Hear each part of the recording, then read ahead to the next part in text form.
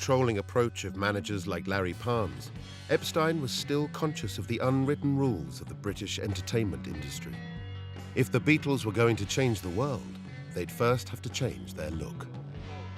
What I think he had was the instinct to realise the general overall sort of pattern of how things worked in this country. They were the savage young Beatles dressed in black leather and playing rock and roll to prostitutes, gangsters and all the rest of it in Hamburg, taking drugs and all the rest of it. They were the savage young Beatles. They would never have been accepted by the established media. And the Beatles' breakthrough in early 1963 confirmed that Epstein's instincts were spot on. He had successfully smuggled a unique band of rebels into the heart of the mainstream. Yet unlike the controlling managers that dominated the British entertainment world, he then simply set them loose. From the moment they soared to the top of the British charts, the press, radio interviewers and television presenters came face to face with the Beatles. And these quick-witted, confident and very modern young men chose to play the game by their own rules. In the beginning, the Beatles' behavior with the press was the most revolutionary thing about it. Nobody of their age group, and to a certain extent of their background, had ever behaved this way with reporters before. Do you know you look like Matt Monro? Yeah. Give us a Russia with love. Thanks, boys.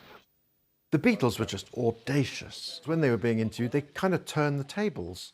When Adam Faith or someone like that was interviewed before, it was very much, you know, kind of a master and servant kind of thing. Cliff, what sort of tour did you have? Oh, well, I can honestly say it's been probably the most pleasurable one we've had for some time, mainly because not just the audiences, but because we've had a few hours off and we've been swimming and sunbathing and things. The Beatles just ripped into that and almost ridiculed the whole thing, turned the whole thing into a Marx Brothers farce, which was fantastic. I hear anyway that the four of you are going to be millionaires by the end of the year. Oh, that's nice. Have you got time? Have you got time to actually spend this money? What money? He said. Doesn't he give any to you? No. Can you see that car of his? It was very, very close to the way groups of male adolescents interacted with one another as a matter of course. This is what teenage boys and do. They try to top one another. They try to cut one another down, all of this sort of thing. The Beatles simply had the nerve to take this thing and to sort of perform it in front of microphones and cameras. John, there's a rumour in the news of the Beatles paper that you might be leaving the group. Rubbish. I'm Absolute contracted. Been trying to get out for years. You've been writing some poetry. What paper? A paper called The News of the Beatles. Never heard of it. Do you want to see it? No. Must be American. Part of their success came from the fact that they were not plastic, they were authentic. They came out of a fairly tough city, and they were just being themselves, and that was astonishingly, that was new. To actually be yourself was new. By presenting themselves genuinely, the Beatles managed to highlight the mannered, stilted exterior of British cultural life at a time when it was already showing signs of weakness. Polite society's attitude to all forms of behavior, in particular sex, had been prudish and stuffy for centuries. But by the early 1960s, things were changing. At the beginning of the decade, the novel Lady Chatterley's Lover was successfully published.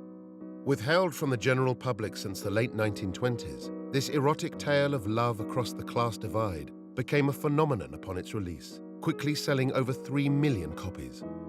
At the same time, a scandal erupted at the very heart of the British establishment, with the exposure of an illicit affair between politician John Profumo and a 19-year-old model. The uptight sexual attitudes of the British were being confronted in public, and then Beatlemania happened. By the summer of 1963, the band's overwhelming effect on teenage girls was becoming a nationwide epidemic. Their critics warned that the Liverpudlians had unleashed a wave of sexual frenzy in their female audience. Yet the liberation that the Beatles offered these girls was more complicated than it first appeared. What everybody wanted to think and also didn't want to think was this was somehow all about eroticism. This was all about sex. And what was going on here was that these young women were having something that looked like it simulated a sexual experience in response to the sight and sound of the Beatles. And therefore it was always talked about and written about in Freudian terms of hysteria, which of course is a sexually charged term also. Were these girls orgasmic? Was this orgasmic? That's not what was going on.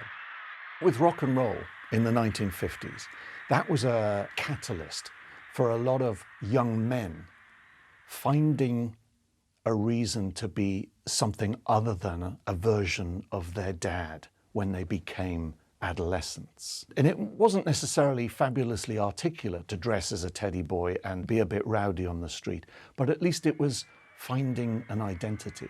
And I think for a young female, it wasn't quite as straightforward. Something like Beatlemania, the screaming that surrounded the Beatles, it's quite tempting to interpret it as a sort of howl of frustration as they try and find their own identity. And it's as inarticulate in a way as teddy boys rampaging in cinemas.